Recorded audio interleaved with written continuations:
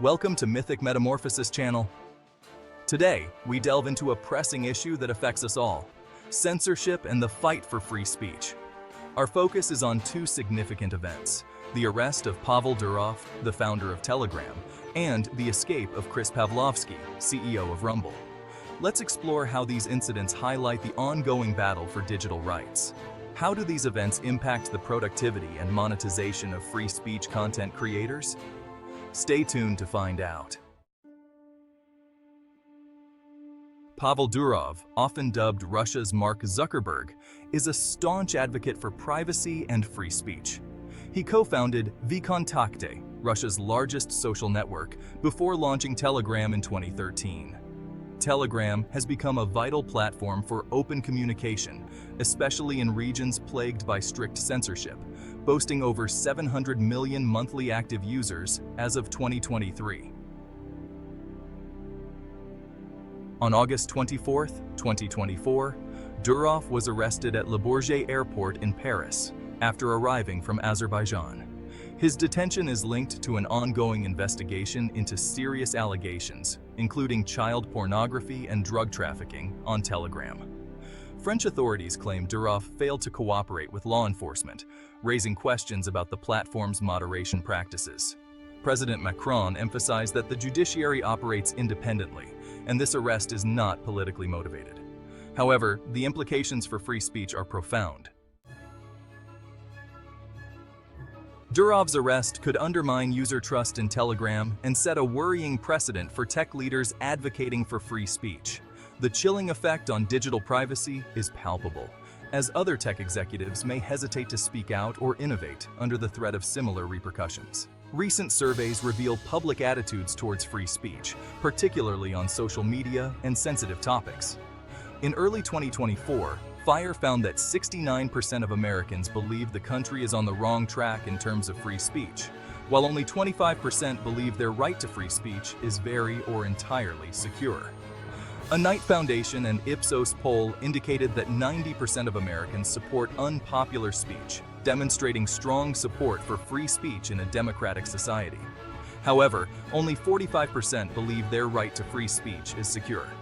Censorship attitudes were also found to be complex, with 52% of respondents feeling their community should prohibit detrimental public speech in certain situations, while 72% oppose punishing anyone for expressing such views.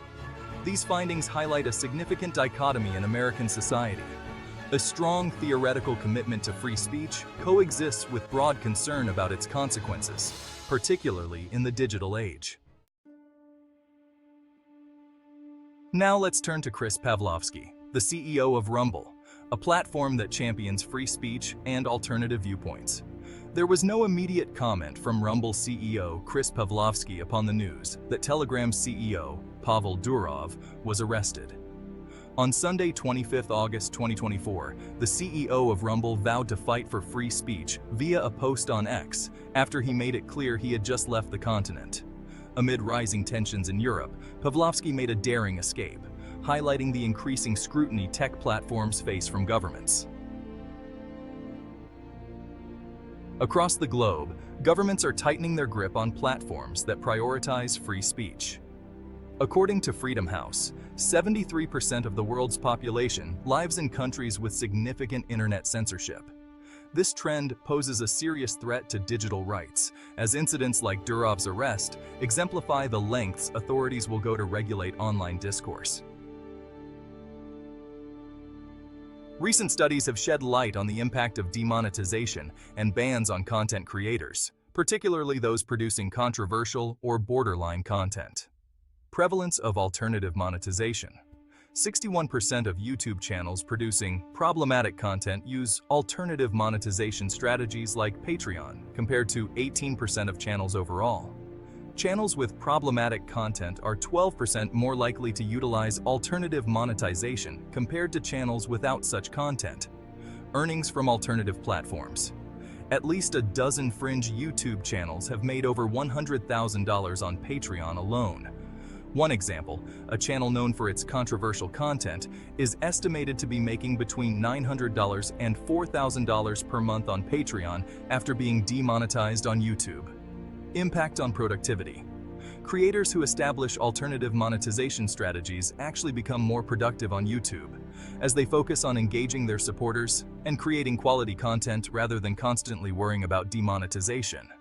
These findings suggest that while demonetization and bans may limit earnings from ad revenue, many creators are able to maintain income streams through fan funding platforms and other alternative monetization methods.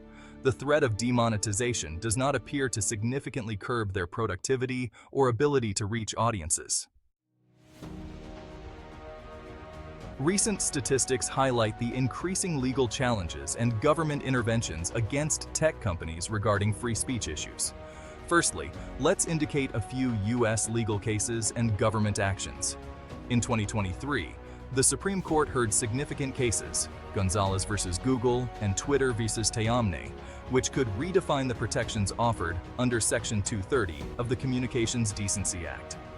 These cases address whether platforms can be held liable for algorithmically recommending content that leads to harm, reflecting ongoing tensions between free speech and content moderation. Secondly, let's talk about state-level legislation.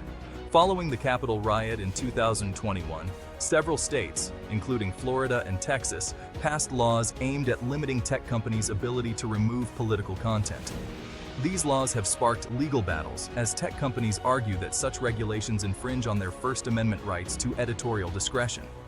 Thirdly, let's indicate global trends in censorship. According to Freedom House's 2023 report, there has been a notable increase in government interventions aimed at restricting online expression. The report indicates that 41 countries enacted new laws or directives increasing censorship or punishment for online speech between June 2022 and May 2023.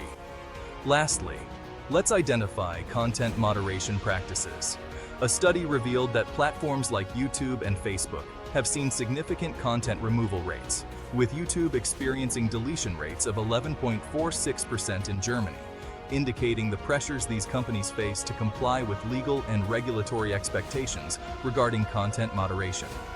These statistics illustrate a growing landscape of legal scrutiny and governmental pressure on tech companies, raising critical questions about the balance between maintaining free speech and addressing harmful content online. The tech community has rallied in response to these events. Prominent figures like Elon Musk and Edward Snowden have condemned Durov's arrest, framing it as an attack on fundamental rights. Movements advocating for free speech are gaining momentum, urging users to support platforms that prioritize expression. As we navigate these turbulent times, it's crucial to engage in conversations about free speech and digital rights. Support platforms like Telegram and Rumble that stand firm against censorship. Join the discussion in the comments below. What are your thoughts on the current state of free speech? Thank you for watching. Don't forget to like, share, and subscribe for more content on digital rights and free speech.